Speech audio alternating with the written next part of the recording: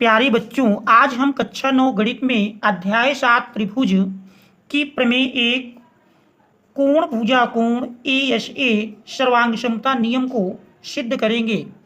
इस प्रमेय का कथन है, दो त्रिभुज सर्वांगसम होते हैं यदि एक त्रिभुज के दो कोण और उनकी अंतर्गत भुजा दूसरे त्रिभुज के दो कोणों और उनकी अंतर्गत भुजा के बराबर हो। इसको हम सिद्ध करेंगे। देख रहे हैं, दो त्रिभुज क्या सर्वांगसम होते हैं, तो दोनों त्रिभुज को सर्वांगसम हमको सिद्ध करना है। कंडीशन दी है, कह रहा है कि एक त्रिभुज के दो कोण और उनकी अंतर्गत भुजा दूसरे त्रिभुज के दो कोणों और उनकी अंतर्गत भुजा के बराबर हों। तो यहाँ पर देख रहे हैं, दो त्रिभुज की बात कर रहा है। तो सबसे पहले हम दो त्रिभुज बनाते हैं। एक त्रिभुज मान लीजिए ABC और दूसरा त्रिभुज DEF है। एक त्रिभुज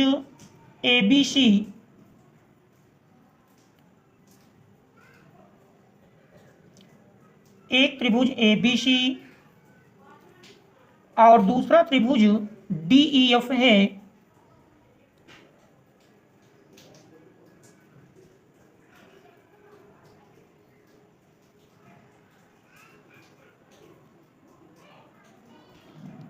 देखिए, प्रश्न के अनुसार कह रहा है, यदि एक त्रिभुज के दो कोण और उनकी अंतर्गत भुजा दूसरे त्रिभुज के दो कोणों और उनकी अंतर्गत भुजा के बराबर हो, तो पहले त्रिभुज का कोण B दूसरे त्रिभुज के कोण E के बराबर है और पहले त्रिभुज का कोण C दूसरे त्रिभुज के कोण F के बराबर है। और साथ ही दोनों कोणों की अंतर्गत भुजा, देख रहे हैं, दोनों कोणों के अंतर्गत अर्थात दोनों कोणों के मध्य की भुजा दूसरे त्रिभुज के दोनों कोणों के मध्य की भुजा के बराबर है। तो ये कंडीशन हमारी दी है, तो हमको दोनों त्रिभुजों को सर्वांगसम सिद्ध करना है। तो देख रहे हैं, इस प्रमेय का जो स्टेटमेंट है, कथन दिया है या ज्ञात है कह सकते हैं। तो प्रमेय में दिया है, दो त्रिभुज की बात कर रहा है। सबसे पहले हम दिया है या ज्ञात है के अंतर्गत लिखेंगे, त्रिभुज ABC और त्रिभुज DEF में देख रहे हैं, कह रहा कोण B बराबर कोण E, कोण C बराबर कोण F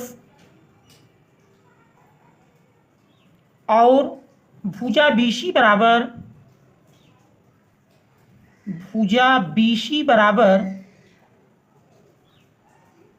EF, यह दिया है या ज्ञात है कह सकते हैं। हमको सिद्ध करना है, क्या दोनों त्रिभुज सर्वांगसम होते हैं, ये हमको प्रूव करना है। त्रिभुज ABC सर्वांगसम, त्रिभुज DEF, तो इन दोनों त्रिभुजों को हमको सर्वांगसम सिद्ध करना है। इसके लिए हम एक रचना करते हैं। रचना में हम त्रिभुज DEF की भुजा DE में से AB के बराबर मान लीजिए, हम AB के बराबर PE काट देते हैं। इस AB के बराबर PE काटते हैं और फिर PF को मिला देंगे, तो ये कार्य रचना के अंतर्गत आ जाएगा। तो रचना में हम लिखेंगे DEF की भुजा DE में से AB बराबर PE काटा, फिर PF को मिलाया। ये कार्य हम रचना के अंतर्गत करेंगे। आप देख रहे हैं, उत्पत्ति सिद्ध करने में हम जानते हैं या तो दी हुई कंडीशन या फिर रचना का सहारा लेते हैं। तो सबसे पहले हम त्रिभुज ABC और त्रिभुज PEF को लेकर चलेंगे। देख रहे हैं त्रिभुज ABC और त्रिभुज PEF में यदि दोनों त्रिभुजों में हम देखें तो देख रहे हैं AB equal to PE, AB equal to PE, ये हमारा रचना के द्वारा मिला है, रचना से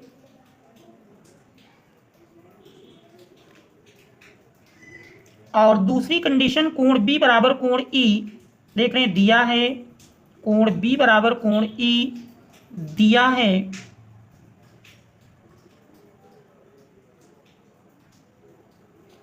और तीसरी कंडीशन देख रहे हैं BC इक्वल टू EF, ये भी दिया है, BC इक्वल टू EF, ये कंडीशन भी दिया है। तो आप देख रहे हैं यहाँ पर यदि देखें तो भुजा कोण भुजा, तो यश ए यश सर्वांग क्षमता अभिगृहित आपने पढ़ा है, उस अभिगृहित के तहत दोनों त्रिभुज सर्वांगसम हो जाएंगे। देख रहे हैं भुजा कोण भुजा, इसमें भी भुजा कोण भुजा, तो यश ए यश रूल से दोनों त्रिभुज सर्वांगसम हो जाएंगे। इसलिए कह सकते हैं त्रिभुज ABC सर्वांगसम त्रिभुज PEF, ये हमारा यश ए यश सर्वांगसमता रूल से मिल जाएगा। यश ए यश रूल से अब यदि हम इसमें CPCT रूल का प्रयोग करें, CPCT रूल कहता है कि यदि दो त्रिभुज सर्वांगसम हैं तो उनके शेष संगत भाग बराबर होंगे। तो CPCT रूल से यदि हम देखें तो कोण C बराबर मिल जाएगा इस कोण के, यदि इसका नाम हम 1 दे दें, मान लीजिए कोण 1 है, तो ऐसी स्थिति में कोण C बराबर मिल जाएगा कोण 1 के। परंतु देख रहे हैं दिया है कोण C बराबर कोण F, परंतु कोण C बराबर कोण F। देख रहे हैं दोनों समीकरण, मान लीजिए पहला समीकरण है और ये दूसरा समीकरण जो कि दिया है। यदि हम समीकरण 1 और 2 में तुलना करें तो देख रहे हैं दोनों समीकरणों की लेफ्ट हैंड साइड समान है, इसलिए राइट हैंड साइड भी समान होगी। समीकरण 1 और 2 से हम देख रहे हैं कोण 1 बराबर कोण F के मिलेगा। अब यदि हम चित्र में देखें क्या कोण 1 बराबर कोण F, जो कि चित्र के अनुसार देखें तो कोण F1 हमारा ये है, जबकि कोण F में पूरा कोण बन रहा है, तो कोण 1 कोण F के बराबर संभव नहीं है। चित्र के अनुसार यदि हम देखें तो यह संभव नहीं है। कोण 1 बराबर कोण F जो कि संभव नहीं है, जो कि संभव नहीं है। देखिए यह कोण हमारा एक F के बराबर तभी संभव हो सकता है जब बिंदु P और D दोनों एक ही हो जाएं, अर्थात दोनों बिंदु समपाती हो जाएं, तभी जाके यदि बिंदु P D के समपाती हो जाएगा तो उस स्थिति में कोण 1 बराबर कोण F के हो जाएगा। क्या जो कि संभव नहीं है, यह तभी संभव होगा, यह तभी संभव होगा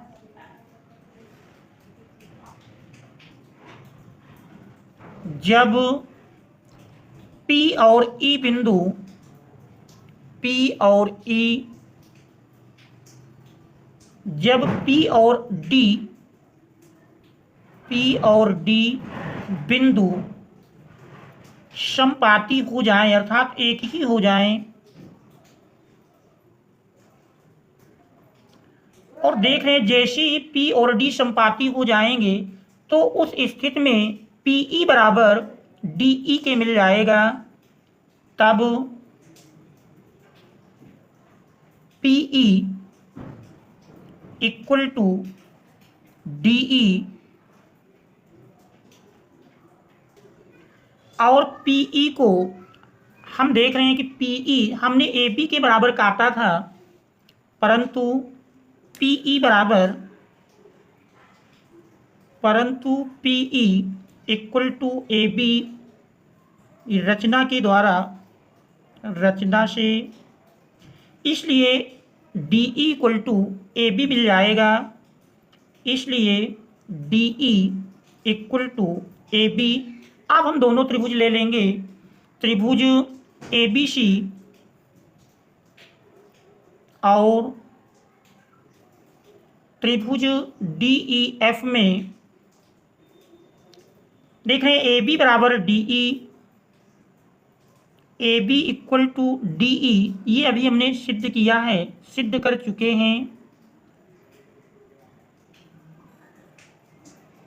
और देख रहे हैं इसमें कोण B बराबर कोण E, ये दिया है, कोण B बराबर कोण E दिया है,